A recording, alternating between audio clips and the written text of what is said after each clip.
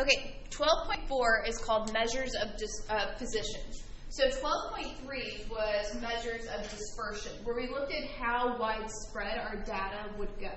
And if you had a small S number, a small standard deviation, that meant that all of your stuff stayed really, really, really close to the mean. It didn't spread out very much. If you had a large S number, or a large standard deviation, that means it spread out over a wider range. And that's what we looked at in 12.3. Today we're going to be using the z-score, which is going to help us find the position of an item within a data set. And so it's going to tell us where does it fall in reference to like the mean. How far away is it? Where is it going? And so the z-score is what we're going to spend a lot of time finding. We're going to find them today. We're going to learn how to interpret them to help us find other information in 12.5. So we're going to find the z-score, we're going to learn about percentiles, and then quartiles, deciles, and then we're going to learn how to do the box plot. Sounds like a lot of really interesting things. They're not bad. Okay, we're going to learn the steps and procedures for them. So first thing we're going to talk about is the z-score. Z-score will be used a lot in 12.5. Luckily, you won't have to compute many z-scores in 12.5 because we're going to be given a nice table for normal distribution. But the z-score says that if x is a data item within a sample with the mean of x bar and the standard deviation of s, then the z-score is the measure of x measures the number of standard deviations by which x differs from x bar. So if you remember from last time, we learned about Chebyshev's theorem. We didn't use it very much. It was the 1 minus 1 over k squared. And it told us how many deviations, or the percentage of data items that fell within a standard deviation. And what we learned from Chebyshev is that roughly 89% of all the items will lie within 3 standard deviations of a mean. So if we go out 3 deviations in either direction from our mean, 89% of everything falls in there. Everything. And so that really is the majority of the items. And so when we're calculating the z-scores, we're going to have very few that fall outside of that. Very few will give you a number greater than or less than 3 or negative 3. Because 89% of everything we're going to talk about is going to live in there. So that's something to take note of. Also, if our x, so the data item that we're looking at, is greater than the mean, then our z-score is going to be positive. If the data that we're looking at is less than our mean, then it's going to be a negative. It's a question or just? Yeah, it's a question. Yeah. I'm not understanding what lies within 3 standard deviations of the mean. I messed that up on the homework. I still don't understand. So when we look at a bunch of data, the standard deviation is telling us how far away from the average is a specific data set. And so it's kind of easier to think about it, I think, in terms of our grades, just because we use this a lot with grades. If you're looking at the average grade on a test was a 70, so how far away were you from that? And if a standard deviation is, say, 1 grade, is a C to a D, that's 10%. Do you lie within that 1 standard deviation, or do you lie within 2 standard deviations, which is 20%, or 3 standard deviations, which is 30%? Does that make a little bit of sense? A little more sense. I was like, the standard deviation will differ depending on what it is we're talking about. We're going to do a problem on 12.5 that talks about the standard deviation is 2 minutes for a phone call. So what is the percentage of phone calls that are going to last more than 10 minutes? And that's going to tell us how many deviations we're going. And how do I find that? It says, the question I got messed up on was within 1 standard deviation of the mean, but I couldn't figure out how to find what the 1 standard of deviation was. Okay. If you have a specific example, we can do that one. Okay. If we can find it on the homework, I would be more than happy to do that. Okay. Because for most of these problems, they're going to give you what that standard deviation is. And so there's a problem, I think again it's in 12.5, because I just was looking over those notes, where we're going to talk about the distance that people travel and it tells us that the standard deviation is going to be 150 miles. So a lot of times the problem will end up giving you that standard deviation so that you can do the computations that are necessary. But if it's 12.3, that's when we were learning how to find standard deviations. Obviously, that's a little different. But yes, I will do a homework problem at the end for you. Okay, so this equation right here is how we're going to find our z-score. And luckily, in the problems where we're going to have to compute our own z-scores, they're going to give you everything you possibly need. They really will. So it just becomes more of a plug and chug, pump it out type thing. So suppose that for a given distribution, we have the mean, or x bar is 340, and the standard deviation is 22. Find the z-scores to the nearest hundredth for these items within the distribution. And so they give us the item is 349, the item is 300, the item is 382. Notice that for this, we have our x, because that's what these values are. We have our x bar, and we have our s. So we have everything that we need in order to compute out our s. We literally plug in the values, chug out the answer.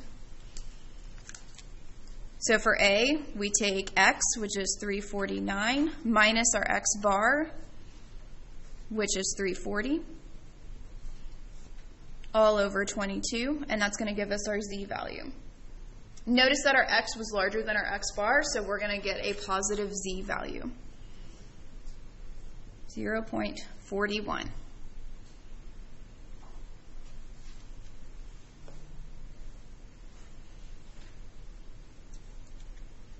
And remember, because of Chevy Chev, most of our z's are going to lie within -3 to +3, almost all of them. For B, we had 300 for our x minus the 340 divided by 22. So the z in this case is going to be negative because we had 300 minus 340, 1.82.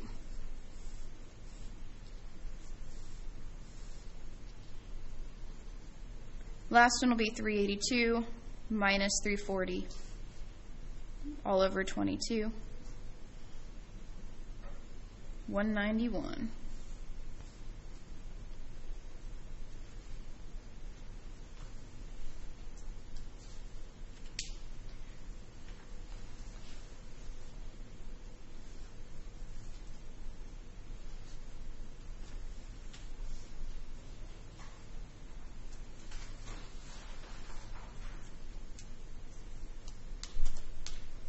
What the z-score tells you is how far away a given piece of data is from the average or is from the mean.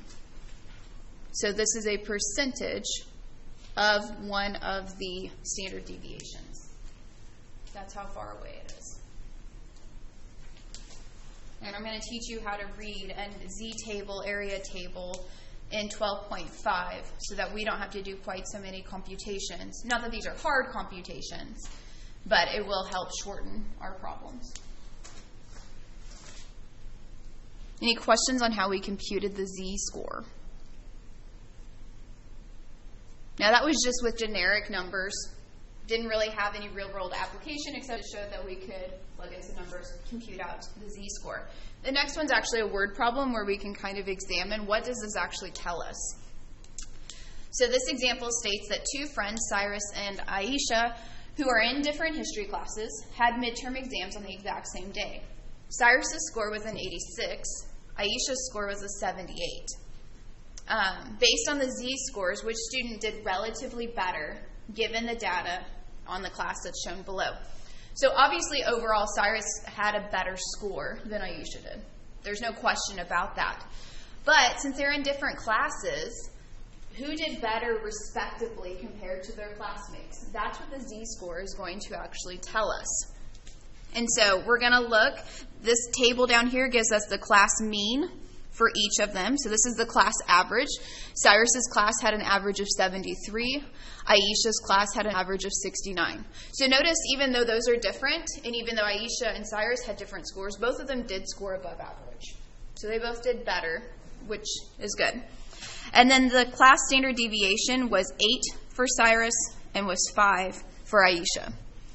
So what this is telling us is this top row, this is our X bar, and our bottom row, it says standard deviation, that's our S. So their individual scores are the X values. We're going to have to do two different computations to find the Z-score for Cyrus and to find the Z-score for Aisha, and then we're going to compare them. We're going to see who did better relative to their classmates. Obviously, overall, Cyrus did better, but that's not what we're looking at. So let's look at Cyrus first. Let's find Cyrus's Z-score. So we take his grade, which was an 86, we subtract the average, which was 73, and we divide that by the standard deviation, which was 8. And when you do that, get 1.625. Now looking at that number, I'm like, okay, cool. Doesn't really tell me a lot. So let's look at Aisha's, and then we can compare them and see if we can draw any conclusions. Her grade on the test was a 78, but her average in her class was a 69, and her standard deviation was 5. Plug and chug that, and we get 1.8.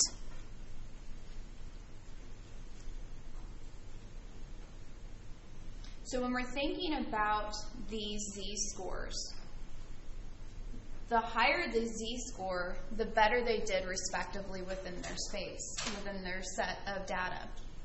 So even though Cyrus had a better overall grade, no contest on that, Aisha actually did better respectively in her class.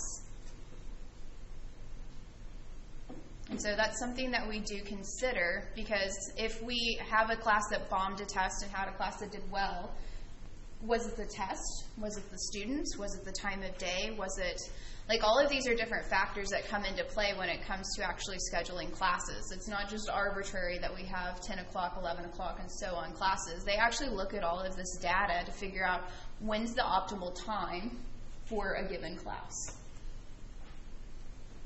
So Aisha did better because she was positioned relatively higher in her class compared to Cyrus in his. Not by a lot, but enough. Are there any questions on Z-scores before we move into percentiles? Percentiles, hopefully, are something you've heard of, even if you've never actually mathematically computed them. Percentiles sound like percent, but they are not the same thing. Probably the most common place you would have seen the termage for percentile is within a standardized test. Percentile tells you, I'll just read it. If approximately n percent of items in a distribution are less than the number x, then x is the nth percentile for the distribution, denoted by p of n. So that probably doesn't clear it up. So I think my example does. It says if you scored at the 83rd percentile of the ACT, that means you outscored 83% of the people who took the ACT that day of the test. It does not mean you got an 83% on the test. Maybe you got better, maybe you got worse. It's not accuracy on what you did on the exam. It's comparative to your score versus everybody else that took it that day. And so that's how percentiles work. Not 83% of the grade, 83% better than everybody else. So sometimes if you go online and you take there's list quizzes or whatever, where you can mark all the movies in this genre or something that you've watched, and it tells you, oh, you've watched 50% more movies than everybody else has taken this quiz. That's a percentile. It doesn't mean you watched 50% of the movies. It just means that you beat out 50% of the people that took the test. And so we're going to look at this and do a couple of problems with percentiles. We're going to actually do a couple different styles of problems with this same data set, just so we don't have to keep referencing different data. It says the following are the numbers of dinner customers served at a restaurant on 40 consecutive days. So they kept track of how many people they served for 40 days, and then they even were nice enough to rank our numbers from least to greatest. So this isn't the order of the days, They just noted that 46 was the least number served on a given day in this 40-day range, and 88 was the largest. And they put them in this nice order. We have 4 rows of 10, and that's really awesome. Excuse me. Because when we are dealing with percentiles, we do have to have our numbers ranked from least to greatest. That is a requirement. And so if you are given a set of data that is not ranked, you will have to do the ranking. If you want to use Excel, you can either manually type them in, or if your data comes up and you're able to copy and paste it, or if it comes up in that separate window, you can export it using that. And then there are sort features within Excel where it will sort it for you. Again, on a regular pencil paper test, I will make sure and keep your data sets relatively small, so it's not going to take up all of your time to get them organized, or I'll just be nice and make sure they're already organized for you. So this is already organized. It's all nice. So it says for the data set, find the 65th percentile and the 88th percentile. So we do have to reference the definition of what that means for a second. It says if approximately n% of the items in a distribution are less than the number x, then x is the nth percentile of that distribution. So what that means is if we're trying to find the 65th percentile, we need to find 65% of 40. That's going to tell us which number in our array we need to go look at. So for A, we need to find the 65th percentile. So we're going to take 65% times the total number of data items, which was 40, and that's going to tell us 26. 26 is the cutoff. So we need to look at the 27th data item, because the 27th data item, everything else under that covers the 65% that's underneath it. So we want to look at the 27th data item. Well, each row is 10. So 21, 22, 23, 24, 25, 26, 27. 68. 68 is the number. That is the 65th percentile for this. Remember, everything in this section is all about positioning. And so finding the 65th percentile tells us where in our data to find that specific number. And that's what we're going to go look at. You will always be going up to the next data item. So we got 65% of 40 is 26, so we go up to 27th item, and that's the one that ends up being our percentile. You will always go up to the next one. That's important because of what happens in our next one. We're going to find the 88th percentile. Same process. 88% times 40. This one equals 35.2. Now, typically with numbers like 35.2, we would round down because that's under the halfway mark. But we will round up. Yes? I'm sorry, what were you saying about going up? What were you saying about that? So we found 26. So what this means is that the 26th item, which is 70 or 67, that's the cutoff point for 65th percentile. So we want to go to the next one. Next one at 68, what we're saying is 65% of all of the tables served are 68 or less. Every day that we look at this list, every day they took the data, there was 68. Like if you had 68 guests that night, then you had the 65th percentile for the entire 40 days. So 65% of all of the data for the 40 days will have 68 guests or less.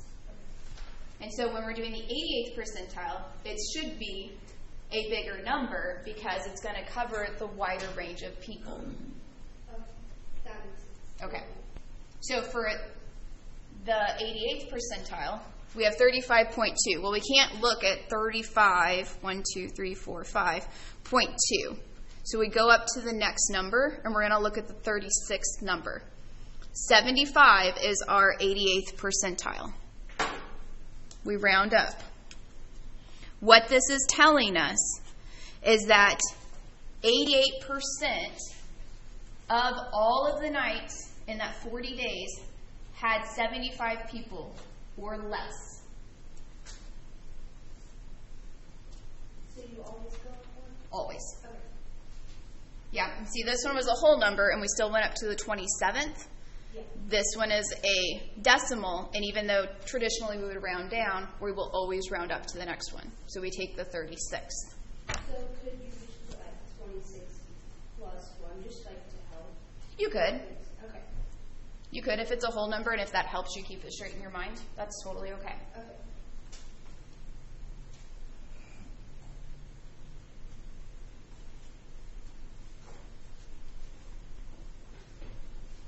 Questions? We're going to deal more with these people and how many people ate at this restaurant. We're going to do a couple more problems. But we're going to look at deciles, quartiles, which sound really funny and weird. Really, we're going to do most of our work with quartiles. Don't let the words freak you out. Deciles are 9 different values denoted by D1, D2, D3, all the way to D9, along a scale that divide a data set into 10 approximately equally sized parts. So I think the easiest way to think of a decile is thinking of grades. If we have grades that go from 0 to 100%, the first decile is 0 to 10%. Like there's 10% in here. Then there's another 10% in here. And then there's another 10% in here. And it breaks it up. We're just subdividing the 100% into 10% quadrants. That's what deciles do. It just cuts your scale up into 10 equal portions. Because this whole section is about finding out the positioning of our data. Where does it live? So deciles cut whatever your range of your data is into 10 equal parts. That's what it does. Quartiles, notice the preference or prefix quart, that means 4. It's going to cut it into 4 equal parts. So you're only going to have 3 values because when you slice something with 3 things, you have 4 separate regions. We will deal with quartiles more than we will deal with deciles. But deciles are nice because they coincide with our percentiles. Like I mentioned, D1 would give us the first 10%. D2 would give us the next 10% or up to 20. This would give us to 30 to 40 all the way up. And so it does make it nice. Deciles and quartile position particular items within a portion of a distribution. And so when you think about having all of your data, we have like a middle line. That's our mean. And then all of our data pieces are sprinkled around that mean. Some of them fall right on the mean. They're right at the average. And then everything else disperses out, either below the mean or above the mean. These deciles and quartiles will then subdivide our entire range up. So instead of looking at every little piece of data, we can say it's going to fall within this data range, within this quartile, or within this decile. So then we don't have to look at each individual piece, but we can look at a specific chunk, and that's going to help us. Because yes, in these problems we're dealing with 20, 10, 40 items, but in the real world you're going to be dealing with thousands. And you don't want to have to look at each individual piece of data when you're dealing with that many. And so you're going to subdivide so that you can draw conclusions based on a specific region of data is what it's going to do. And I think a lot more of this stuff will make a lot more sense why we look at it in this way in these little subdivisions after we look at 12.5, where we're finding the area under a curve, and that's very important for this stuff. It's also a little dabbling of calculus that we don't use calculus for, we use algebra, but we're talking about calculus concepts. Okay, so problems like this can say, find the 4th decile for a dinner customer data in the problem above. So this 4th decile That's D4. And remember, each of our Ds are really nice because they correspond to 10th percentile, 20th percentile, 30th percentile, 40th percentile, so on. So D4 corresponds to the 40th percentile. Well, to find the 40th percentile, we would take 40% times the 40 guests, or the 40 nights, to figure out what positioning we need to look at to find that 40th percentile. 40% of 40 is 16. We always go up to the next one, so we want to take the 17th item. So we look at our list of numbers that are in order. We have 10 in the top row, 11, 12, 13, 14, 15, 16, 17, 64. 64 is our fourth decile, or 40th percentile, however you want to look at it.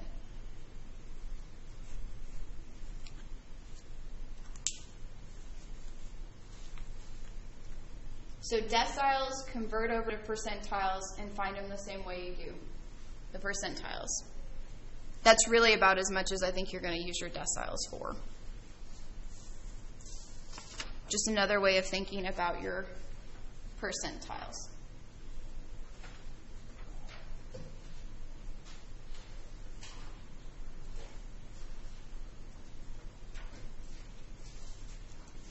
Quartiles, though, are a little bit more, they're not like harder or more in depth necessarily, but they're a little bit more significant. I feel like we use them a little bit more.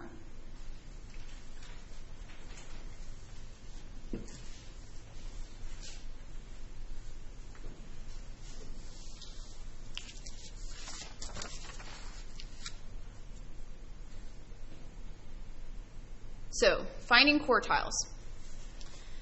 Notice it says for any set of data that is ranked in order. That is always the first thing you will have to do if your data is not ranked.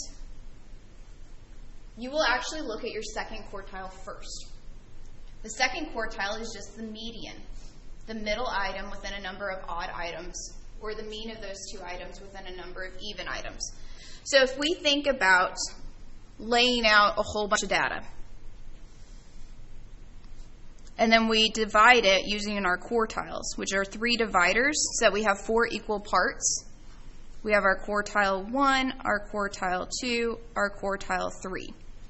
Those are just indicators of where we're doing the dividing within our range of values. So notice that quartile 2 falls right here in the middle.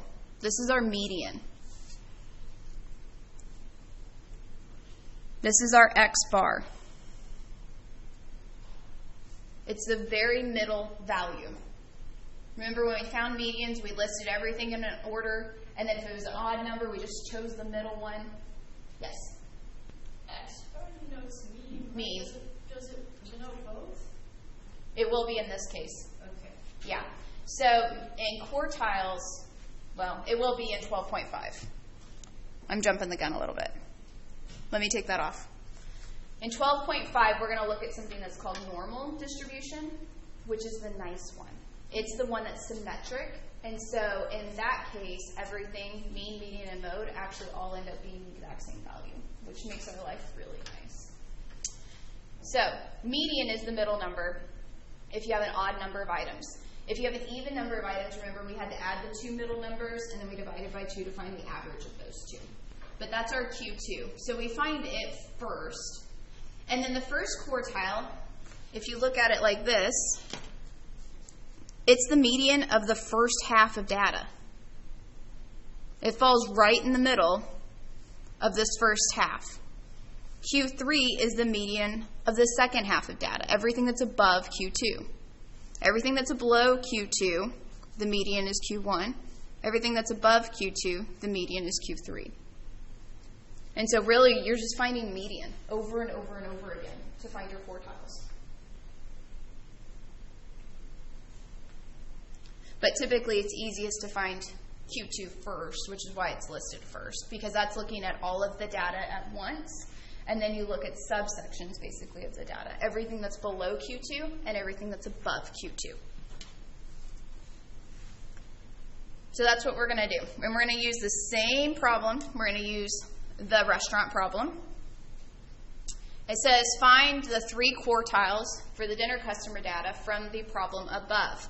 So the dinner customer problem, that's all of this data. There's 40 items. So we need the middle 2 items. We're going to have to find the average of them. So remember, each row is 10. So if I divide 40 by 2, that's 20 and 21. So I need to take the 20th item and the 21st item. So 65 and 66. These are the ones I'm going to have to average to give me Q2, to give me the overall median.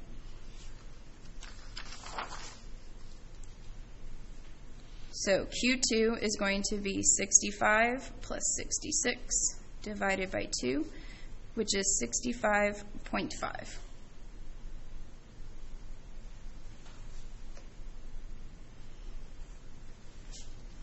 Q1 is the median of the first 20 data pieces. Because these are ranked, and so the first 20 data pieces have to be below that 65.5 because that's the median of all of our data. So if I think about the first 20 pieces, and I'm just finding the data of that, again, that's an even number. So I need pieces 9 and 10.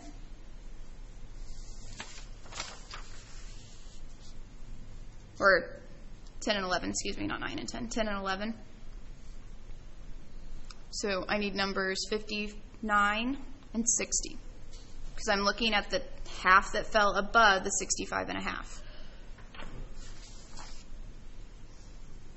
So Q1 is going to be 59 plus 60, all divided by 2. Whoops. 59.5.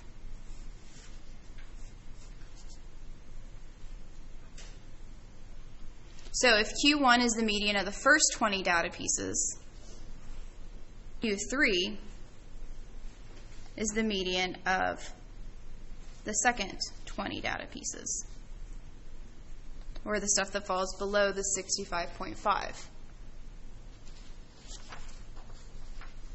Because 65.5 falls right here between 65 and 66, so we're going to pop down here.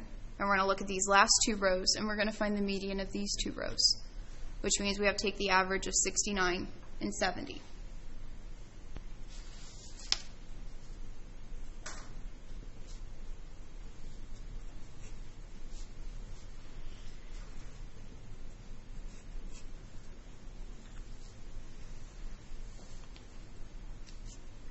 You might be wondering, why do we do this? What is the point of finding these quartiles, these deciles, these percentiles, all this stuff?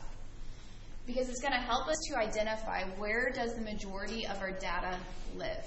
And whenever you're talking about sales goals or you're talking about grades, you want all of your stuff to stay as close to the mean or the median as possible. You don't want all these weird outliers.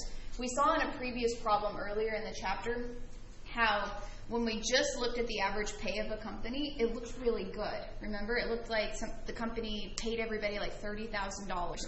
But then when we actually looked at it, like 60% of the company made less than that. And it was because we had that one outlier who made a lot more money, and it threw off all of our data. And so when we start looking at these quartiles and all these different medians, it actually helps us to identify where does most of our data actually fall, because that's what we want. We want it to all fall within these different quartiles. And one of the really good images that we have to utilize is something called a box plot. The box plot, it kind of sounds weird, it kind of looks a little weird, but it actually gives us a lot of really good information.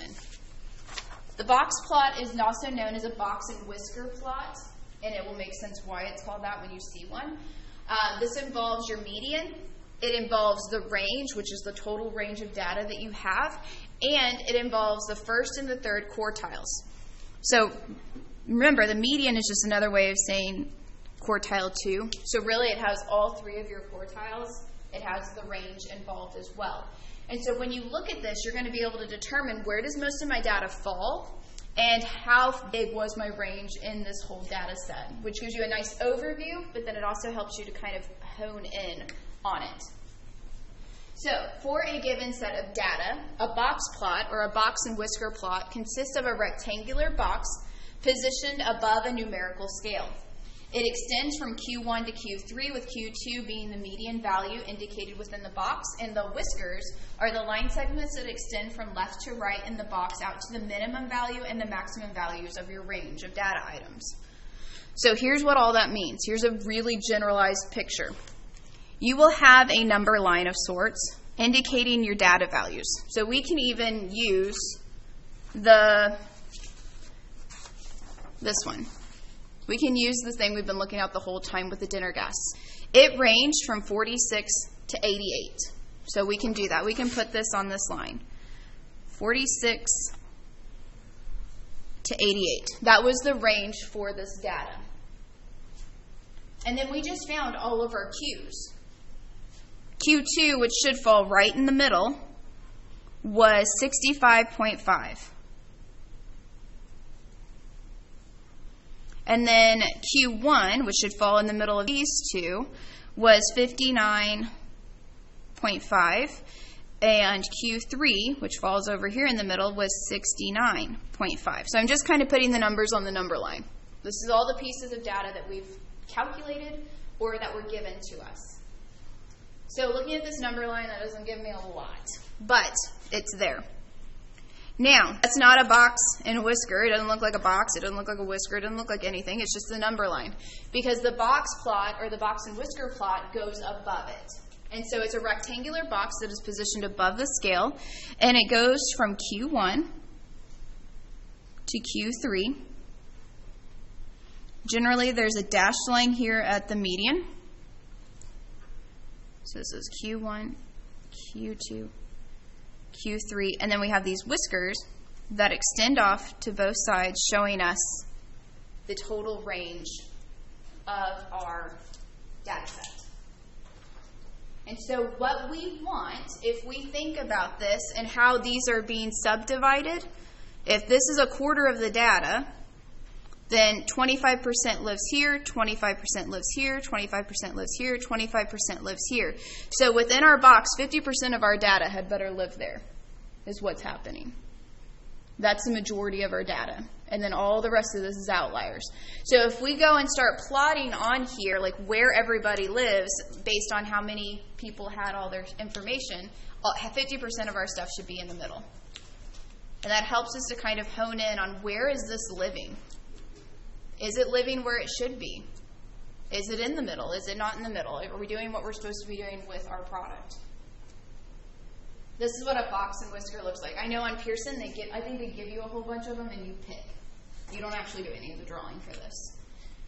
So it's going to be more about making sure that you've calculated your quartiles correctly and that you know the range of your data set as an overall when you're matching. So it's a box and whisker because it's got a box with some whiskers sticking off the side. So we're going to do one. We're going to do one based on a problem we had earlier in the chapter, because this one's kind of starting from scratch. I don't know if you remember this problem. I think it was we may have dealt with it both in 12.1 and in 12.2. They interviewed 40 students in the cafeteria and asked how many hours they were spending doing their studying. This was both in class and out of class. And we did a couple different problems with this. We also organized the data in a couple different ways. And so the bad thing about this data, what do you notice about it? It's not organized, which means we have to organize it. And you have whatever method you want to organize it in. If you want to just go through and start listing them, you can list all the 10s together and all the 20s, 30s, 40s together, and then just mark them out as you go. That is totally fine if you like looking at it like this. Like I said, you can use Excel to help you sort stuff. The book is they like the stem and leaf layout. And so since we haven't dealt a lot with stem and leaf, and it's been a minute since we've done stem and leaf, especially with spring break, I thought I would use stem and leaf just to remind you of how stem and leaf works. If you don't like stem and leaf, you're not required to do stem and leaf for this. You can organize your data however you want. But we do have to rank these from least to greatest. That's our first. And I guess we should actually read what it says. It says construct a box plot. So we're going to make one of those whisker box plots for this data. And I'm going to do this using a stem and leaf this time. Just so we have a refresher, especially since the end of the chapter is coming up. Stem and leaf will come up, so you definitely want to know how these work. So with stem and leaf, you're going to have a stem, quote-unquote stem, for each of your numbers. That's the tenths place. So notice that our number values fluctuate from something in the tens all the way up. We got something in the 60s. I think somewhere there's a 70. 70 is as high as we go. So we fluctuate basically from the tens to the 70s. And so our stems are going to be the numbers 1, 2 for the 20s, 3 for the 30s, 4 for the 40s, 5, 6, 7. I don't have to close that one. Those aren't too bad.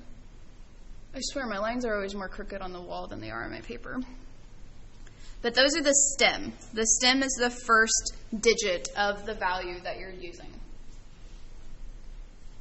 So then I have to go through my data, and I need to list in order my leafs.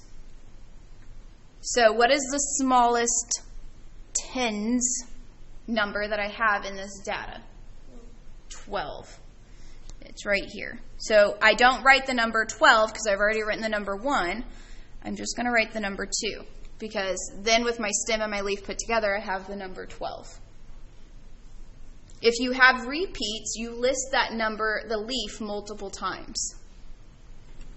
So going through my data, the next smallest number I have is 14, then 15, then 16, 17, 18. And that's all my ones, or all my tens. So now I go down to my 20s, and I look, and I do the exact same thing. There's 22, 23,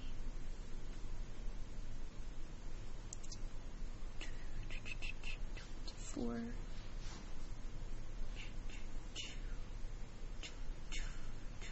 there's another 24 somewhere, I think. Yep. 24.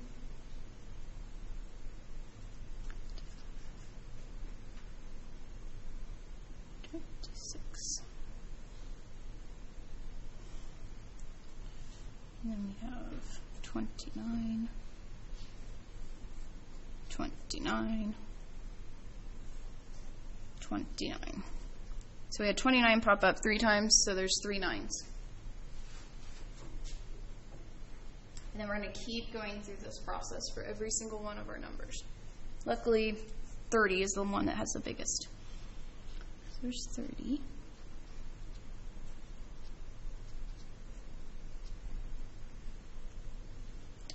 And then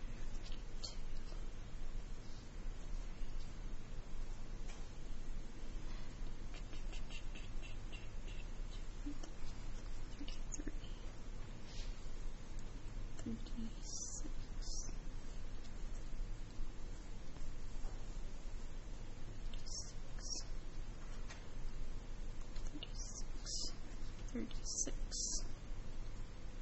Lots of 36s. 38. 39.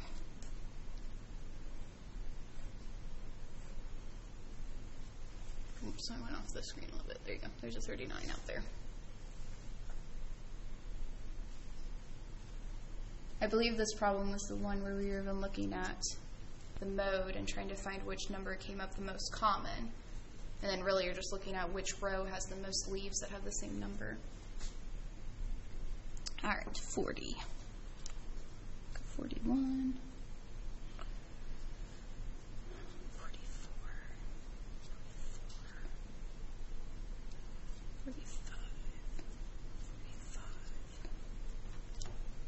And 47. 50, 55, 58, 55. So that's it. Yeah. No, there's something else. 52. 52. 55. 58. Oops, that's 8. 60. 62. 72.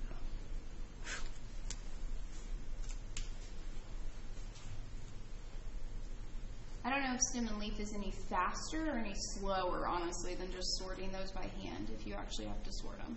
Because either way, you have to go through the list multiple times to figure out the ordering. Use whichever method you prefer. I mean, if Pearson says you have to fill out a stem and leaf, during the problem, then obviously you have to do that. On a paper and pencil, I will probably be nice enough to go ahead and order them for you. Because ordering numbers doesn't really show me any mastery over anything except that you can count, which I would hope this far into the semester you can count. All right, so we've got all of our data. We know that overall there are 40 pieces of data. That's what we know, because it tells us that at the very beginning. So the very first thing we're going to find is we're going to find our median. Remember, that's our Q2. So our median, that's our Q2. There's 40 students, so we need to average the 20th and 21st item.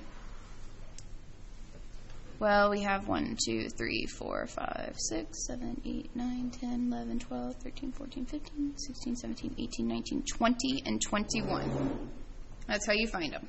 You just count them, 20 and 21. So we're in the third stem. We had 33 and 33. Theoretically, you don't have to even do anything, but just to show you, you don't have to do anything. If the numbers are the same and you're averaging them, you're going to have 66 divided by 2, which is the same number. So it just worked out in this case. So our median is 33, or our Q2 is 33. So that's something to keep track of. Next, we're going to find Q1, and we'll find Q3. So Q1 is the median of the first 20 items.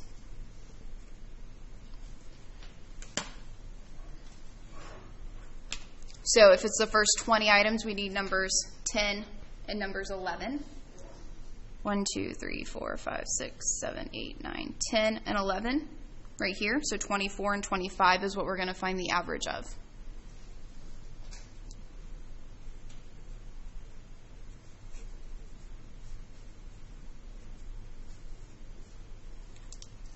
I say that's probably the one downfall of the leaf and stem is it's not organized, in the nice rows of 10 items. You kind of have to count and figure out where those are. But otherwise, stem and leaf's not bad. So then Q3, oh, that's the wrong color, is the median of the second half, the second 20 items. Or the items below the average, below the median. So really you can count. We still need the 10th and 11th item, but you could start from the bottom and count up.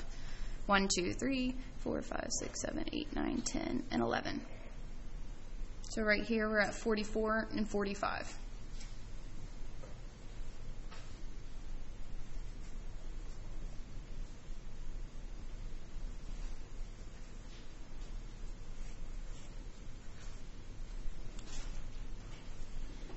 So we've got Q2, Q1, Q3.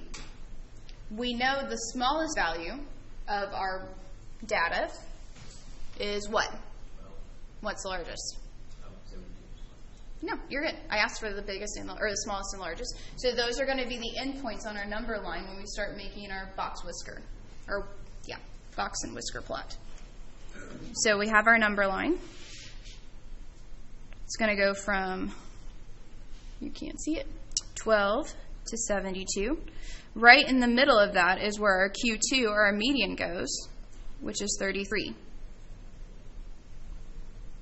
The middle, or the median, of our first 20 pieces of data will be 24.5. And then we have 44.5. So our box and whisker goes, oh, I guess I should write Q1 and Q2, Q3 down here. Box and whisker will run from here to here. And then our whiskers go out to 72 and to 12. So the only pieces of information you actually need to make a box and whiskers, you have to find the different quartiles, which are the different medians, and then you have to know the overall range of your data. From looking at this, if I knew what this box whisker plot was telling me, like if it said this is the box and whisker plot for the number of hours a student studies, then I can tell you if you're part of the majority because you study in this range, or if you're part of the minority because you study outside. You're part of the lower minority or the upper minority based on how many hours you spend studying. Yes? Why do you divide by 2? Because we have an even number of items, and so we have to use, in order to find the median, which is the middle item, if we have 20 items, we take the average of the middle 2. If we had 19 items, we'd just go to that middle item and we wouldn't have to divide by anything, because it would just be the middle items. So here's a smaller general example of median. We have the numbers 1, 2, and 3. There's only 3 pieces of 3 items in this data. So the median is 2. It's just the middle item when ranked from least to smallest, or least to greatest. But that's only if you have an odd. Only if you have odd. When you have even, like 1, 2, 3, and 4, then you add up the middle 2 and divide by 2. And that gives you the middle. Because here, 2 plus 3 is 5. 5 divided by 2 is 2.5, which gets you right there in the middle of your data. Okay. Does that make sense? Cool. So even numbers, you have to do that. Odd numbers, you just get to look and pick. I think I remember you saying. Yeah, that was 12.1. I think we did mean, median, and mode in 12.1. So, and these are just medians. Other questions, clarifiers? Because that's good.